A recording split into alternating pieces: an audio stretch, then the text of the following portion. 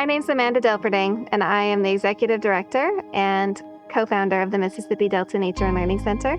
I was part of Cohort 4 with Teach for America, the TFA Fellows Program. And I'm John Delperdang. I'm a co-founder and consultant here with the Nature Center, and I'm a graduate of the first cohort and the fourth cohort of TFA Fellows. The Nature Center's mission is to care for the earth and the people who live here. And we do that through educational programming for youth and children and adults.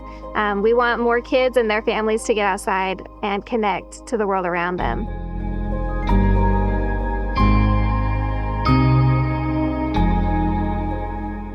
So there was a child who came for a field trip, and this field trip in particular was a life cycle field trip, and it was in the spring, and our life cycle field trips in the spring focus around our wetlands, where we have all of these amazing creatures that are transforming themselves, the biggest one being tadpoles. And so we focus a lot on tadpoles, and when we told the kids that it was time to go catch tadpoles, there was one girl that was like, "No way, I am not touching those. I want nothing to do with that. That is disgusting, no." So we end up over at the boardwalks, and she's really not doing anything. She's not interested. But as soon as one child catches that first tadpole and she sees their excitement and she sees just the wonder of this thing that came out of the water that she's never seen before, she was like, "Well, this is really interesting." And she's like, "Give me one of those nets." So she jumped right in. She worked really hard. Unfortunately, she didn't catch one, but she was so disappointed that she was in tears when she left because she just wanted to have that connection to the natural world that she was initially very afraid of. And I think that right there shows what the Nature Center can do for kids, for adults, and for our world, is to connect. It builds a lot of empathy. It builds a lot of confidence to know what's going on around us.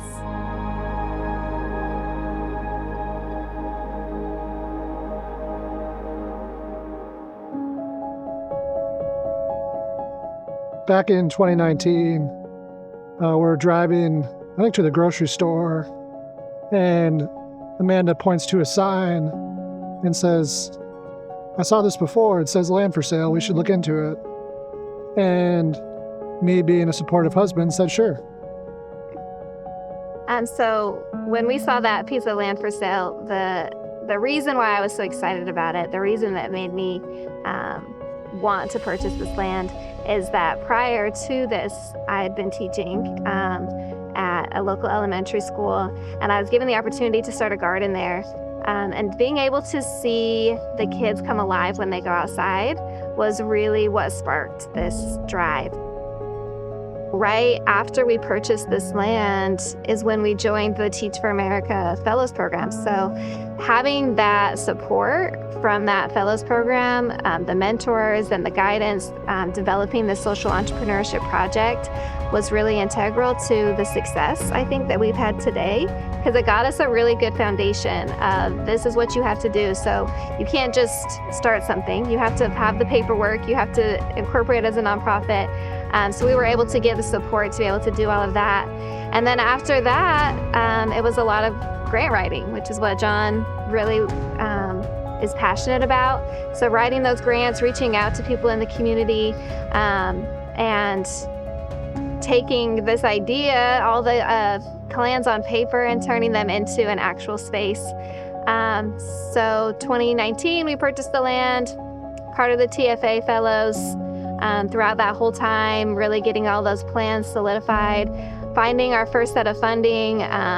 TFA Fellows was a really big part of that funding initially as well. So putting all of those pieces together, we were able to also get support from AmeriCorps with an NCCC team, and that team came November 2022. They helped build all the spaces in the children's garden. And then we continued that building. We finished the visitor center, and were able to open November 2023. Greenville is kind of a place where we were brought to and told that there was a need for teachers, there was a need for education through the Teach for America. And it turned out to be a really great fit that both of us, we saw some people that were teachers here for 2 years, and then they decided to go somewhere else in the nation. But we really felt a calling to stay here and to build a home here, eventually building a family here.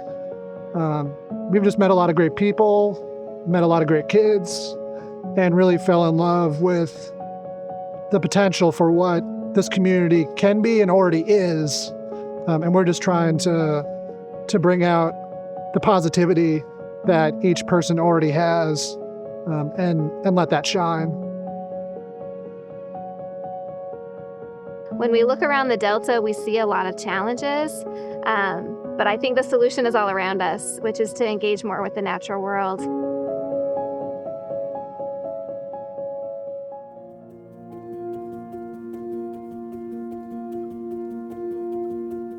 We have a pretty small team here.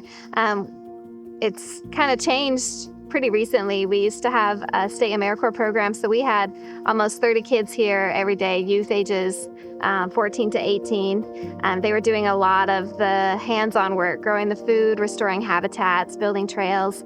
That program ended in April suddenly, and so we've had to really pare down what we're doing, but we have another full-time staff. She's our program director, and then we have our youth who are still here with our agriculture program. So they come, we have about 4 every day, and they work for about 2 hours. They weed, they till, they plant things, they make sure things are watered and fertilized. And really without that team of people, both the people who are here now and all the people who have come before them, because in the whole span of just 2 years of operating, we've influenced or incorporated about 60 different people in our staff. And so being able to bring them in, and even if it's just for a short time, teaching them, showing them, giving them that access to the natural world, and they go away with something, and they've made an impact on us too.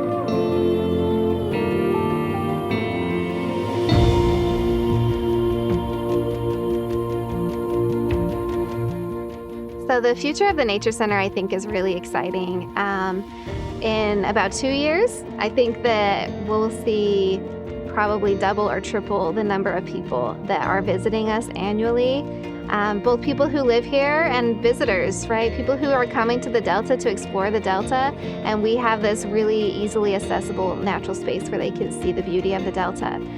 So that's the first, next 2 years.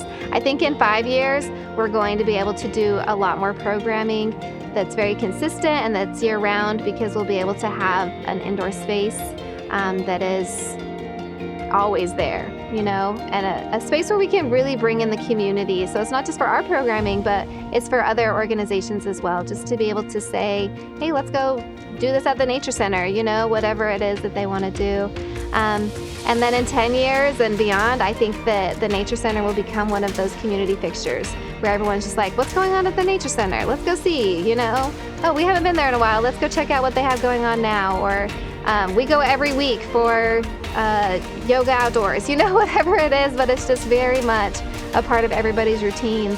And not just the Nature Center, but the things that we do at the Nature Center. And so what I'm hoping to see is people planting more native plants, people using the fruits and the vegetables and the herbs and the flowers that we're growing for the community, and those becoming such an integral part of their lives to improve health, to improve overall wellness, and all of that is because of TFA fellows, really, started all of this where we are today.